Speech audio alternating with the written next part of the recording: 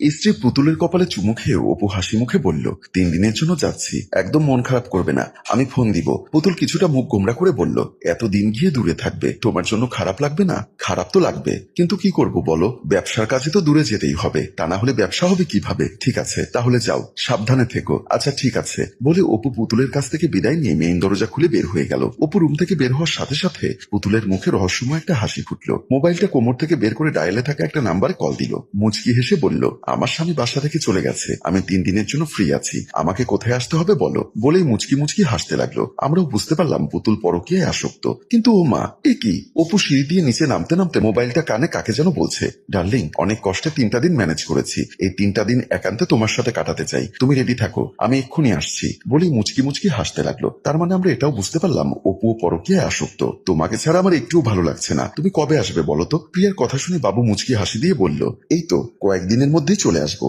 আমি কিন্তু আজকে বাবার বাড়িতে যাব। যাও তোমার বাবার বাড়িতে যাও, 4-5 দিন থেকে এসো, তুমি না অনেক ভালো, আমার কষ্টটা বুঝতে পারো, আমার যে একা একা থাকতে কষ্ট হচ্ছে, আমি বাবার বাড়িতে গেলে মনটা আমার ভালো থাকবে, সেটা তুমি বুঝতে পারো। ঠিক আছে, তুমি তোমার বাবার বাড়িতে যাওয়ার আগে দরজা তালা মেরে যেও, আমি আগে আগে যদি চলে আসি আমার কাছে চাবি আছে, বাসায় ঢুকতে সমস্যা হবে না। আচ্ছা ঠিক আছে, আমি দরজায় তালা মেরেই যাবো। আর শোনো, তুমি আসলে কিন্তু আমাকে ফোন দিবে। আচ্ছা ঠিক আছে, ফোন দিব। তারপর দুজনে হাসি মুখে কথা বলতে লাগলো। কিছু সময় পর কলিং বেলের শব্দে প্রিয়া দরজা খুলে দিল। হাসি মুখে অপু বাসার ভেতরে প্রবেশ করেই প্রিয়াকে জড়িয়ে ধরলো। সে নিজেকে ছাড়িয়ে নিয়ে বলল, কি করছো, পাগল হয়ে গেলে নাকি? সত্যি আমি পাগল হয়ে গেছি, তোমাকে দেখলেই আমি পাগল হয়ে যাই, আমার মাথা ঠিক থাকে না, সব এলোমেলো হয়ে যায়। আচ্ছা পাগলামি যা করার বেডরুমে গিয়ে করো, এখানে কিছু করো না। ঠিক আছে চলো বেডরুমে চলো। বলেই আবার প্রিয়াকে জড়িয়ে ধরলো। এত পাগলামি করো না, দরজাটা তো বন্ধ করতে দিবে। আচ্ছা ঠিক আছে, দরজা বন্ধ করো। প্রিয়া দরজা বন্ধ করে দুজন খুশি মনে বেডরুমের দিকে চলে গেল। বেডরুমের ভেতরে ঢুকে বিছানা কাছে আসতেই অপু আবারও প্রিয়াকে জড়িয়ে ধরে আদর করতে চাইলো। এবার অপুকে বাধা দিয়ে বলল, এত উতলা হইও না, আমি তোমার জন্য তোমার পছন্দের পায়েস রান্না করেছি,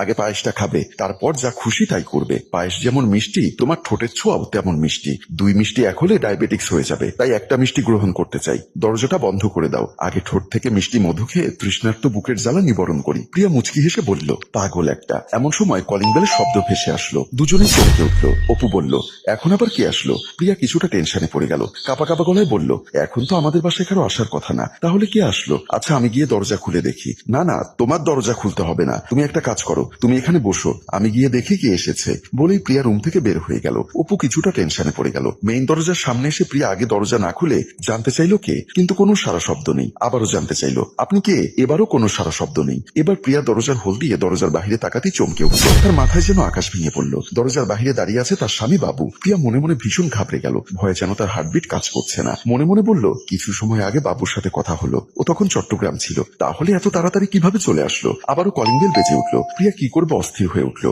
কারণ বাসার ভেতর অপু আছে। অপুকে যদি বাবু দেখতে পায় তাহলে এখানে খুনাখুনি ঘটে যাবে। আবারও কলিং বেল বেজে উঠলো। বেডরুমের দিকে দৌড়ে চলে গেল। দৌড়ে বেডরুমের ভেতরে ঢুকে হাঁপাতে হাঁপাতে অপুকে বলল, তাড়াতাড়ি খাটের নিচে ঢোকো। অপু অবাক হয়ে বলল, কেন, কি হয়েছে? আর কে এসেছে? আমার স্বামী এসেছে। অপু চমকে উঠে বলল, কি বলছো, তোমার স্বামী না চট্টগ্রামে? তাহলে এলো কিভাবে? আমি জানি না কিভাবে আসলো, তুমি খাটের নিচে ঢোকো, যত সময় পর্যন্ত আমি না বেরোতে বলবো তত সময় বের হবে না। অপু এখন কি করবে ভাবতে ভাবতে সেও অস্থির হয়ে উঠল। প্রিয়া তাড়াতাড়ি অপুকে চেপে ধরে খাটের নিচে ঢুকিয়ে দিল। অপু অনেক কষ্টে খাটের নিচে প্রবেশ করলো। প্রিয়া খাটের নিচে উকি মেরে বলল, খবরদার, আমি যত সময় না বলবো তত সময় কিন্তু বের হবে না। বলেই প্রিয়া দৌড়ে আবার রুম থেকে বের হয়ে গেল। অপু খাটের নিচে অনেক কষ্ট পাচ্ছে আর ভয়ে কাঁপছে। দৌড়ে এসে প্রিয়া মেইন দরজা খুলতেই বাবু বাসার ভেতরে প্রবেশ করে হাসি মুখে বলল, সারপ্রাইজ।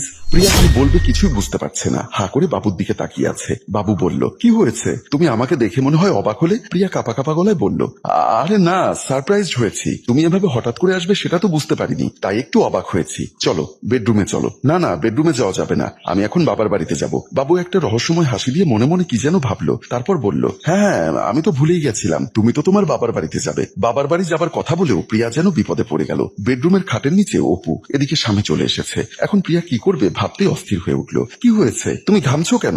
যাও তাড়াতাড়ি আমার শ্বশুর আব্বাকে দেখে এসো, শুনেছি তার শরীরটা নাকি একটু অসুস্থ। প্রিয়া এখন কি বলবে বুঝতে পারছে না। বাবার বাড়ির কথা বলেও ফেসে গেল, আবার কথা ফিরিয়েও নিতে পারছে না, তাই আমতা আমতা করে বলল, আমার শরীরটা এখন একটু খারাপ লাগছে, কালকে যাব। আরে কালকে গেলে হবে না, এখন যাও, আমি এখন খুব ক্লান্ত, আমি এখন গোসল করে ফ্রেশ হয়ে একটা ঘুম দিব, তুমি রাতের মধ্যে চলে আসবে, তারপর রাতে যা করার আমরা তাই করব। প্রিয়ার মাথায় যেন কাজ করছে না। এদিকে বাবু ভীষণ জোরাজুরি করছে। শেষ পর্যন্ত এক প্রকার জোর করেই বাবু প্রিয়াকে রুম থেকে বের করে দিল। বাবু দরজাটা আটকে দিয়ে রহস্যময় একটা হাসি দিয়ে বেডরুমের দিকে চলে গেল। প্রিয়া বাইরে এসে কি করবে কিছুই তার মাথায় ধরছে না। এখন নিশ্চিত ধরা খাবে, হয়তো এটা ভাবতেই তার মাথায় কাজ করছে না। অস্থির হয়ে দরজার সামনে পায়চারি করতে লাগলো, কিন্তু কোনো কুলকিনারা খুঁজে পাচ্ছে না। মনে মনে ভাবলো অপু বুদ্ধিমান ছেলে, নিশ্চয়ই খাটের নিচ থেকে বের হবে না। বাবু যখন ঘুমিয়ে পড়বে তখনও বের হয়ে চলে যেতে পারবে। আমি এখন বাবার বাড়িতে চলে যাই, 2 ঘন্টা পরেই চলে আসবো। ভাবতে ভাবতে প্রিয়া বাড়ি থেকে বের হয়ে গেল। বাবু রুমের ভিতর ঢুকে বিছানার কাছে এসে দাঁড়ালো, পকেটে হাত দিয়ে মোবাইলটা বের করে ডায়ালে থাকা নাম্বারে কল দিল। অপু বাবুর হাঁটাচলা দেখে ভীষণ ভয় পেয়ে গেল।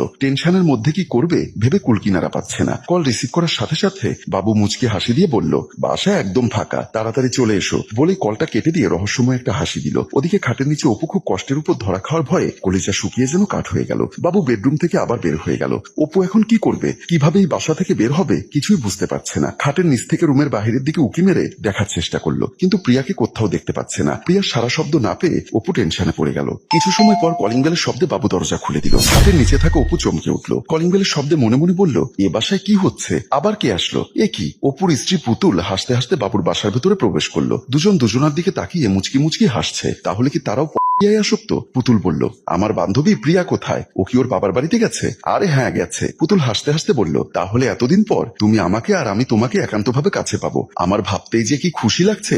চলো বেডরুমে যাই। ঠিক আছে চলো, বলে দুজনে বেডরুমের দিকে পা বাড়াবে। এমন সময় আবার কলিং বেল বেজে উঠলো। দুজনেই চমকে উঠে দাঁড়িয়ে গেল। পুতুল কাপা কাপা গলায় বলল, এখন আবার কে আসলো? বাবু কিছুটা ভয় পেয়ে বলল, আমিও তো বুঝতে পারছি না এখন কে আসলো। আচ্ছা তুমি দাঁড়াও, আমি দেখি কে আসলো। বাবু দরজার সামনে এসে দরজার হোল দিয়ে বাহিরে তাকাতেই চমকে উঠলো। চমকে উঠেই তার চোখ বড় বড় হয়ে গেল। দরজার বাহিরে দাঁড়িয়ে আছে প্রিয়া। বাবু যেন ভয় নিস্তব্ধ হয়ে গেল। পুতুল জানতে চাইলো, কে এসেছে? তোমার বান্ধবী প্রিয়া এসেছে। কথাটি শোনা মাত্র পুতুলও চমকে উঠলো। কাপা কাপা গলায় বলল, এখন কি হবে? কিয়ামত ঘটে যাবে। তুমি একটা কাজ করো, বেডরুমের খাটের নিচে গিয়ে লুকাও। আমি প্রিয়াকে 9-6 বুঝিয়ে ড্রয়িং রুমে কিছুটা সময় কাটাবো। তুমি ঠিক সে সময় বাসা থেকে বের হয়ে যাবে। পুতুল ভয়ে অস্থির হয়ে দৌড়ে বেডরুমের দিকে চলে গেল। বাবু থ হয়ে দাঁড়িয়ে আছে, তার হাত পা যেন শীতল হয়ে আসছে। দরজা খুলবে কি খুলবে না সেই দ্বিধা দ্বন্দ্বের মধ্যে পড়ে গেল। ওদিকে প্রিয়া কলিং বেল টিপিয়ে চলেছে। পুতুল দৌড়ে বেডরুমের ভিতরে ঢুকে ভয়ে তাড়াহুড়ো করে বেডরুমের খাটের নিচে ঢুকে পড়লো। অপু খাটের নিচে দুজনের মুখোমুখি দেখা হতেই দুজনেই চমকে উঠলো। একজন আর একজনের দিকে হা করে তাকিয়ে আছে। প্রিয় ভিউয়ার্স, এখন কি হবে এই উত্তরটা কি আপনাদের জানা আছে? হয়তো কেউ বলবেন কিয়ামত, কেউ বলবেন লঙ্কা কাণ্ড, কিন্তু যাই হোক মঙ্গলজনক কিছু হবে না। পরকীয়া কখনো মঙ্গলজনক কিছু করতে পারে না, শুধু অমঙ্গল ডেকে আনে।